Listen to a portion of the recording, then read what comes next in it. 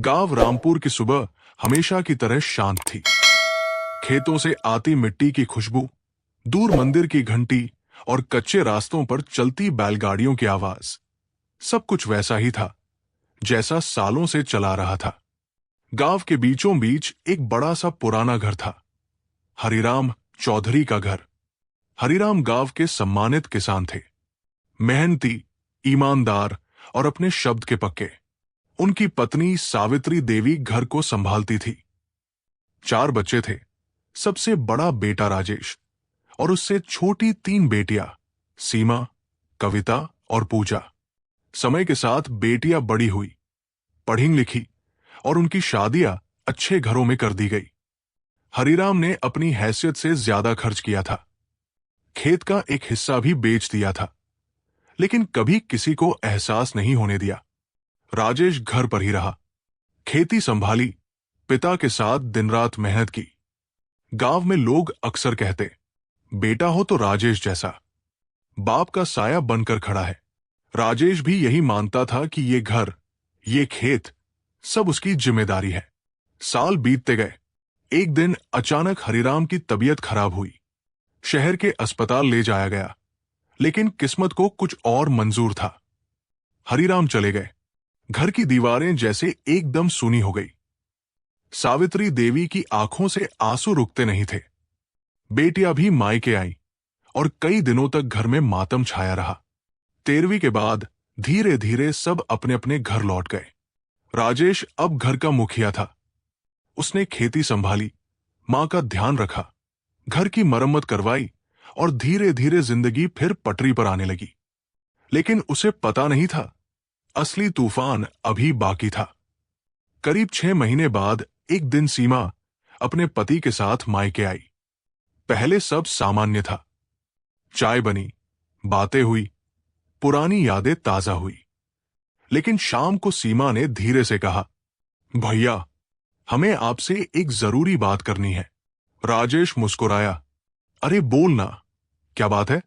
सीमा थोड़ी हिचकिचाई, फिर बोली, पिताजी की जो संपत्ति है उसमें हमारा भी हिस्सा बनता है। राजेश जैसे पत्थर का हो गया। उसे लगा शायद उसने गलत सुना। क्या मतलब? उसने धीमी आवाज में पूछा। सीमा के पति ने बात संभाली, देखिए राजेश जी, अब कानून बदल गया है, बेटियों का भी बराबर हक होता है। राजेश के चेहरे की मुस्कान गायब हो चुकी थी। लेकिन शादी में जो कुछ था, पिताजी ने सब दे दिया था। कर्ज लेकर शादी की थी। उसने समझाने की कोशिश की। सीमा की आंखें झुक गई, लेकिन उसके पति ने फिर कहा, वो अलग बात है, कानून अपना हक देता है। उस रात राजेश तो नहीं पाया। उसे अपने पिता की बातें याद आ रही थी। बेटा, ये घर सबको जोड़कर रखना। अगले दिन राजेश ने मां से बात की। मां, दीदी लोग हिस्सा मांग रही है। सावित्री देवी कुछ देर चुप रही, फिर बोली, बेटा, बेटियां गलत भी नहीं है, अब जमाना बदल गया है। राजेश को लगा जैसे जमीन खिसक गई। जिस घर को बचाने के लिए उसने अपनी जवानी लगा दी, अब उसी घर के टुकड़े होने की बात हो रही थी। कुछ दिनों बाद कविता और पूजा भी आ गई। अब बात खुलकर होने लगी। तीनों बहनों का कहना था, हमें लड़ाई नहीं चाहिए, बस हमारा अधिकार चाहिए। राजेश का दिल टूट रहा था। उसे लगा, क्या रिश्ते अब कागज और कानून से तय होंगे? गांव में भी बातें फैलने लगी। कोई कहता, बहनें लालची हो गई, तो कोई कहता, हक मांगना गलत नहीं। राजेश बीच में फंस गया था। भाई भी, बेटा भी और अब शायद विरोधी भी। एक रात राजेश अकेला आंगन में बैठा था, पिता की पुरानी चारपाई पर। उसने आसमान की तरफ देखा और धीरे से कहा, बाबूजी, आपने तो सबको जोड़कर रखा, मैं क्यों नहीं रख पा रहा? अंदर से मां की आवाज आई, राजेश, कल पंचायत बैठने वाली है। राजेश समझ गया, अब ये सिर्फ परिवार की बात नहीं रही, ये सम्मान, अधिकार और रिश्तों की परीक्षा बनने वाली थी। और शायद ये कहानी अभी शुरू ही हुई थी। अगली सुबह गांव का माहौल सामान्य नहीं था। हरिराम चौधरी के घर के बाहर लोग धीरे धीरे जमा होने लगे थे। चौपाल में चारपाइयां बिछाई जा रही थी। गांव के बुजुर्ग, रिश्तेदार और पड़ोसी सबको पता चल चुका था कि आज चौधरी परिवार की पंचायत बैठने वाली है। राजेश का दिल भारी था। जिस आंगन में कभी बहनों की हंसी गूंजती थी, आज वही फैसले होने वाले थे। गांव के सरपंच रामदयाल जी आए। सफेद धोती, शांत चेहरा और वर्षों का अनुभव उनके शब्दों में झलकता था। उन्होंने सबको बैठने का इशारा किया। देखो, ये अदालत नहीं है, उन्होंने कहा, ये परिवार है। कोशिश यही रहेगी कि घर टूटे नहीं। राजेश एक तरफ बैठा था। सामने उसकी तीनों बहनें सीमा, कविता और पूजा अपने अपने पतियों के साथ। सावित्री देवी दरवाजे के पास चुपचाप बैठी थी। सरपंच ने पहले बहनों से पूछा, तुम लोग क्या चाहते हो? सीमा ने धीमी आवाज में कहा, हमें झगड़ा नहीं चाहिए, बस पिताजी की संपत्ति में बराबर हिस्सा चाहिए। कविता बोली, हम भी इस घर में पली बढ़ी है। पूजा की आंखें नम थी। हमने कभी सोचा नहीं था कि ऐसा दिन आएगा, लेकिन मजबूरी है। गांव वाले आपस में फुसफुसाने लगे। अब सबकी नजर राजेश पर थी। राजेश खड़ा हुआ। आवाज भारी थी, सरपंच जी, जब पिताजी बीमार थे, मैं अस्पतालों के चक्कर लगा रहा था। खेत मैंने संभाले, कर्ज मैंने चुकाया, मां की जिम्मेदारी मैंने उठाई। उसने बहनों की तरफ देखा। क्या मैं गलत हूं अगर ये घर बचाना चाहता हूं? कुछ पल के लिए सन्नाटा छा गया। तभी सीमा के पति बोले, भावनाएं अपनी जगह है, लेकिन कानून साफ है। बेटियों का बराबर अधिकार होता है। सरपंच ने सिर हिलाया। हां, अब कानून यही कहता है। यह सुनते ही राजेश के भीतर कुछ टूट गया। उसे लगा, सालों की मेहनत, त्याग और जिम्मेदारी का कोई मतलब नहीं रहा। सरपंच ने सावित्री देवी से पूछा, चाची, आप क्या चाहती है? पूरा आंगन शांत हो गया। सावित्री देवी धीरे से बोली, मैं अपने बच्चों को लड़ते नहीं देख सकती, लेकिन किसी का हक भी नहीं छीनना चाहती। राजेश ने मां की तरफ देखा। उसे उम्मीद थी मां उसका साथ देंगी, लेकिन मां न्याय की बात कर रही थी। कुछ बुजुर्ग बोले, राजेश ने घर संभाला है, उसका ज्यादा हक होना चाहिए।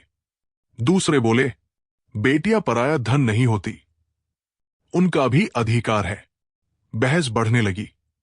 पंचायत अब भावनाओं और कानून के बीच फंस चुकी थी। तभी कविता के पति ने एक ऐसी बात कह दी जिसने माहौल बदल दिया। अगर हिस्सा नहीं देंगे तो हमें कोर्ट जाना पड़ेगा। यह सुनते ही राजेश गुस्से में खड़ा हो गया। कोर्ट? अपने ही भाई के खिलाफ? पूजा रो पड़ी, भैया, हमें मजबूर मत करो। राजेश की आवाज कांप रही थी। मैंने तुम्हें बेटियों की तरह नहीं, बच्चों की तरह पाला, और आज तुम मुझे कटघरे में खड़ा कर रही हो। लंबी चर्चा के बाद सरपंच ने कहा, अंतिम फैसला हम नहीं देंगे। कानून के हिसाब से बेटियों का हिस्सा बनता है। बेहतर होगा आपस में समझौता कर लो। लेकिन समझौता कैसे होता? कोई झुकने को तैयार नहीं था। उस दिन पंचायत बिना समाधान खत्म हो गई। बहनें अपने घर लौट गई। राजेश देर तक खाली आंगन में बैठा रहा। दीवारों पर बचपन की यादें थी, राखी, हंसी, त्योहार। आज सब अजनबी लग रहा था। रात को मां उसके पास आई।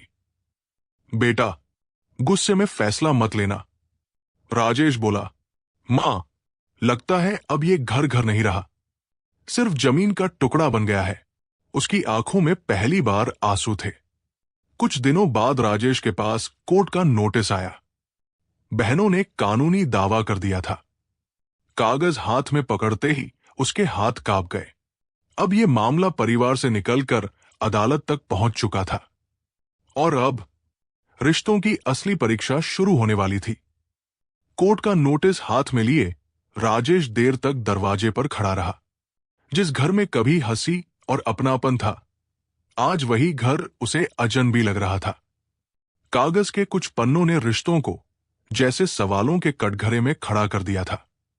सावित्री देवी ने कांपती आवाज में पूछा, क्या लिखा है बेटा? राजेश ने धीरे से कहा। दीदी, लोगों ने केस कर दिया है, संपत्ति बंटवारे का। मां की आंखों से आंसू बह निकले। जिला अदालत में भीड़ थी। वकीलों की आवाजें, फाइलों की खड़खड़ाहट और लोगों के चेहरे। सब कुछ राजेश के लिए नया था।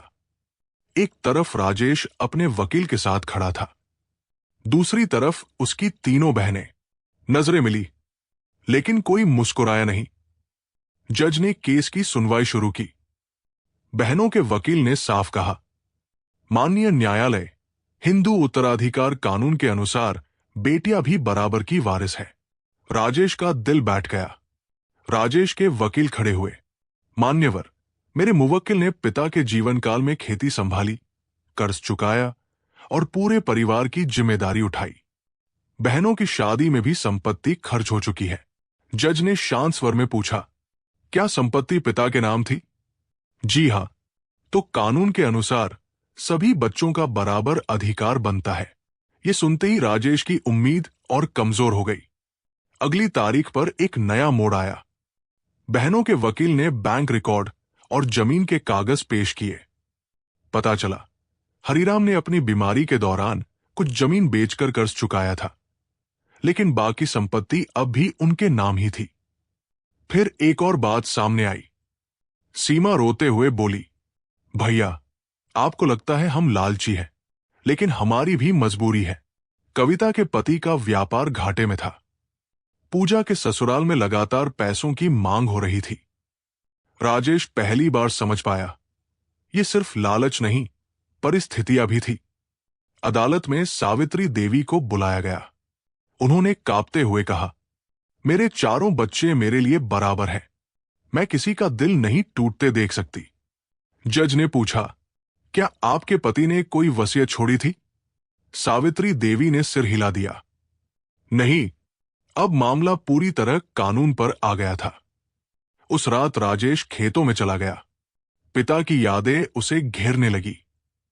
उसे याद आया कैसे बहनें राखी पर दौड़कर आती थी, कैसे पिता कहते थे, घर बांटना आसान है, रिश्ते जोड़ना मुश्किल।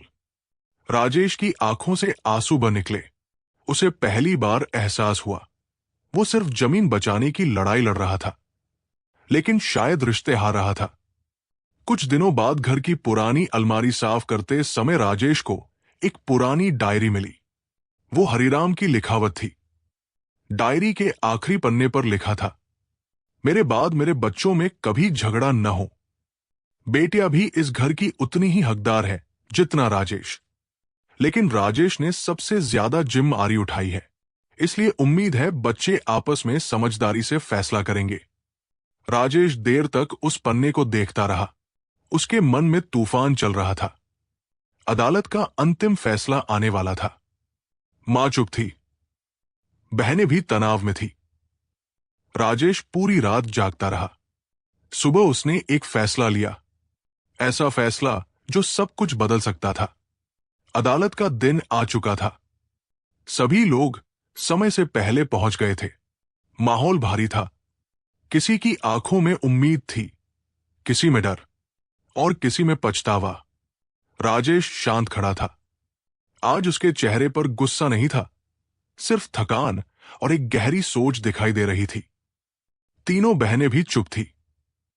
अब मामला जीत हार से ज्यादा रिश्तों का बन चुका था।